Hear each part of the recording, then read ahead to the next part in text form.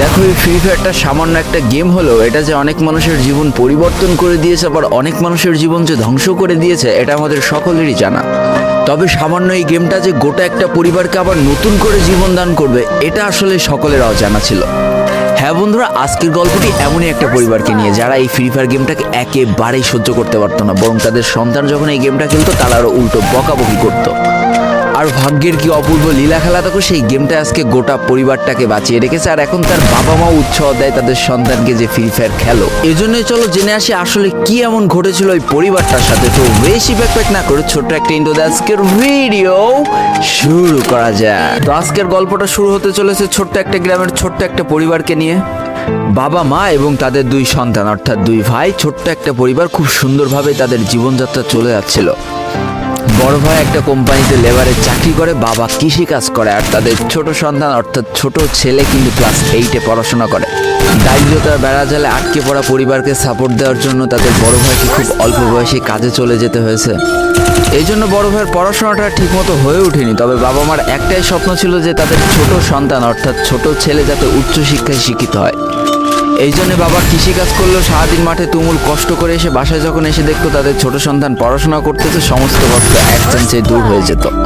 আর তাদের ছোট সন্তান পরিবারের অভাব দেখতে দেখতে বড় হচ্ছে, তো তাই সে একটা সময় ঠিক করেই ফেলে যে তাকে অনেক বড় হতে হবে, লেখাপড়া করে অনেক বড় মানুষের মতো মানুষ হতে হবে। আর ঠিক এমনটাই হতে থাকে। তাদের ছোট ছেলে খুব ভালো রেজাল্টও করতে থাকে, প্রত্যেক ক্লাসে টপ হতেও থাকে। তবে তার একটা বদ অভ্যাস ছিল, সেটা হচ্ছে ফ্রি ফায়ার গেম খেলা। করোনা চলার সময় যখন তার স্কুল বন্ধ হয়ে যায়, তখন তার বাবা এবং বড় ভাইয়ের জমানো কিছু টাকা দিয়ে তাকে একটা ফোন কিনে দেওয়া হয় অনলাইনে ক্লাস করার জন্য। তার ফোনটা ছিল 3 GB র্যামের একটা ফোন। তবে এইখান থেকেই তার ফ্রি ফায়ার গেমের সাথে পরিচয় হওয়া। সারাদিন পড়াশোনার ফাঁকে সময় পেলেই সে ফ্রি ফায়ার গেম নিয়ে বসে পড়তো। আগে যেমন বাইরে খেলাধুলা করতো, এখন সে আর বাইরে খেলাধুলা করে না, ঘরে বসে সারাদিন ফোন টিপে আর ফোনে গেম খেলে। এদিকে তার বাবা মা যখন ফ্রি ফায়ার গেম খেলা দেখতো তখন প্রচণ্ড পরিমাণ রেগে যেত, এমনকি মারধর পর্যন্ত করতো যে তুই এই গেম খেলা বাদ দিয়ে দে। তবে তাদের ছোট ছেলে যতই বাবা মার বাধ্য সন্তান হোক না কেন, ফ্রি ফায়ার গেমটা ছাড়তে সে একেবারেই নারাজ। প্রথম দিকে পড়াশোনার ফাঁকে ফাঁকে গেম খেললেও যখন তার বাবা মা তাকে বকা শুরু করে, তখন সে রাতের অন্ধকারে গেম খেলা শুরু করে। তবে বন্ধুরা, বলে রাখা ভালো, সে কিন্তু তার পড়াশোনা একেবারেই ঠিক রেখেছিল, অর্থাৎ গেমের কোনো কালো ছায়া পড়াশোনার উপরে কোনোদিনই সে পড়তে দেয়নি, যার কারণে তার রেজাল্টও মোটামুটি ভালোই হতো। এতদিন পর্যন্ত পরিবারের সবকিছু ঠিকঠাকই ছিল। এবার আস্তে আস্তে পরিবারটা একটু একটু করে ভাঙতে শুরু করবে। পরিবারের সকলের সম্মতিতে পরিবারের বড় ছেলের সাথে পাশের গ্রামের একটা মেয়ের বিবাহ সম্পন্ন করা হয়। আর যেন বিবাহের কয়েক মাস যেতে না যেতে বড় ভাইয়ের পরিবর্তন লক্ষ্য করতে শুরু করা যায়। এতদিন ছোট ভাইয়ের পড়াশোনা খরচ বড় ভাই আর বাবা মিলে চালিয়ে আসলেও এখন আর বড় ভাই কিন্তু ছোট ভাইয়ের পড়াশোনা খরচ দিতে রাজি হয় না।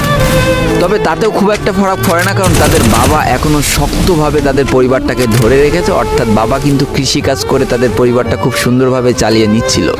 তবে বলে রাখা ভালো, হাতের 5টা আঙুল যেমন এক হয় না, পরিবারের প্রত্যেকটা সন্তানের মন মানসিকতাও কিন্তু এক হয় না। কিছুদিন পর বড় ভাই পুরোপুরি আলাদা হয়ে যায়, তার বউকে নিয়ে নতুন করে সংসার তৈরি করে।